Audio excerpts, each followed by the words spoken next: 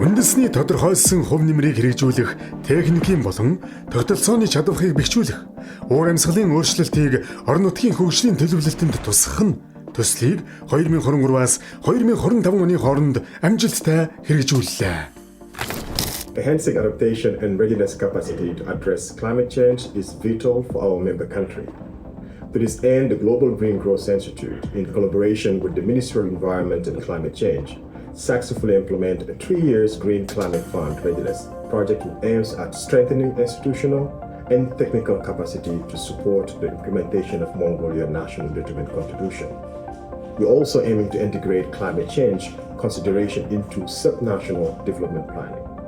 It's not only about that, it's also about making sure people and places are better prepared for what's coming and turning climate risk into opportunity for a safer and greener future. Төслийг хэрхэн амжилттай хэрэгжүүлсэн бэ? Бид Улаанбаатар хот болон 21 аймгийн төрийн алба хаагчдын уур амьсгалын өөрчлөлтийн талаарх чадварыг бэхжүүлснээс асуу. Иргэний нийгмийн байгууллагууд, бичил, жижиг дунд үйлдвэрлэгчид, хувийн хөвшлүүд, санхүүгийн үйлчлэгээ үзүүлэгч банкудад бизнесийн загвар боловсруулах, уур амьсгалын хөрөнгө оруулалтын талаарх чадварыг бэхжүүлэх сургалтыг зохион байгууллаа. Мөн уур амьсгалын өөрчлөлт болон байгаль орчны чиглэлээр сэтгүүлчдийг мэрэгшүүлэх сургалтуудыг хийж, уур амьсгалын өөрчлөлт, судалгаа, хамтын ажиллагааны төвийн үйл ажиллагааг бэхжүүлэхэд хувь нэмэр оруулсан юм. Чадвах бэхжүүлэх техник тусалцаа нийт 600 гаруй хүнд хүрчээ. Уур амьсгалын өөрчлөлт гэж юу юм бэ? Уур амьсгалын өөрчлөлтийг сааруулах, дасан зохицохын тулд тухайн орон нутгийнхаа хэмжээнд ямар бодлого төлөвлөлтүүдийг хийж хэрэгжүүлэх ёстой юм бэ гэдэг энэ чиглэлээр 21 аймгийн 400 гаруй төрийн албан хаагчдыг сургасны үндсэн дээрээс 21 аймгийн төлөвлөгөөг боловсруулахад дэмжлэг үзүүлж хамтарч ажилласан. Үндэсний тодорхойлсон өмөрийн зорилго буюу дасан зохицлын чиглэлийн үйл ажиллагаануудыг илүү нарийн тооцоо судалгааны үндсэн дээрээс болон засгийн газрын баталсан үндсэн зорилтыг хэрэгжүүлэхэд чиглэсэн үйл ажиллагаануудыг төлөвлөж хэрэгжүүлэхээрээ ач холбогдолтой юм аа. Уур амьсгалын өөрчлөлтийн талаарх монголчуудын мэдлэг, ойлголтыг сайжруулах нь тэдний дасан зохицох, даван туулах чадварыг нэмэгдүүлэхэд чухал ач холбогдолтой. Тиймээс бид уур амьсгалын өөрчлөлтийн талаарх монголчуудын мэдлэг, хандлага, дадал болон мэдээллийн хэрэглээний судалгааг анх удаа үндэсний хэмжээнд хийсэн юм. Нийт судалгаагаар бол уур амьсгалын өөрчлөлтийн талаарх ойлголт бол харьцангуй сайн. Гэсэн хэдий ч үнэн зөв, уялдаа холбоог нь ойлгож байгаа тэр мэдлэг хандлага дадал нь бол тааруу байна гэсэн үр дүн гарсан. Мөн нийт судалгаанд оролцогчдын 90% нь уур амьсгалын өөрчлөлтөнд санаа зовж байгаа хэдий ч энэ асуудал бол бидрээс хол болж байгаа, өөр бус нөхдөж болж байгаа асуудал шүү дээ гэж үзэж байгаа нь бас их сонирхолтой үр дүн байсан. Тэгээд энэхүү судалгааныхаа үр дүн дээр үндэслээд иргэд олон нийтийн уур амьсгалын өөрчлөлтийн талаарх мэдлэг хандлагыг нь сайжруулах стратеги төлөвлөгөө боловсруулаад тайлангийн хамтаар нөлөөлж өгсөн байгаа.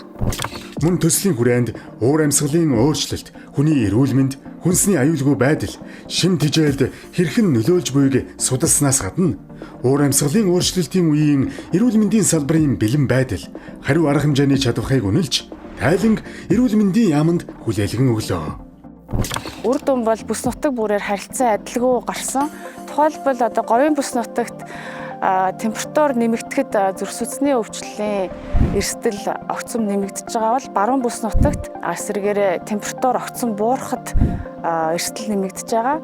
Судалгааны үр дүнгээс харахад бүс нутгийн уур амьсгалын өөрчлөлтийн онцлогийг харгалзан үзсэн нийгмийн эрүүл мэндийн бодлого стратегийг төлөвлөж хэрэгжүүлэх нь чухал юм аа.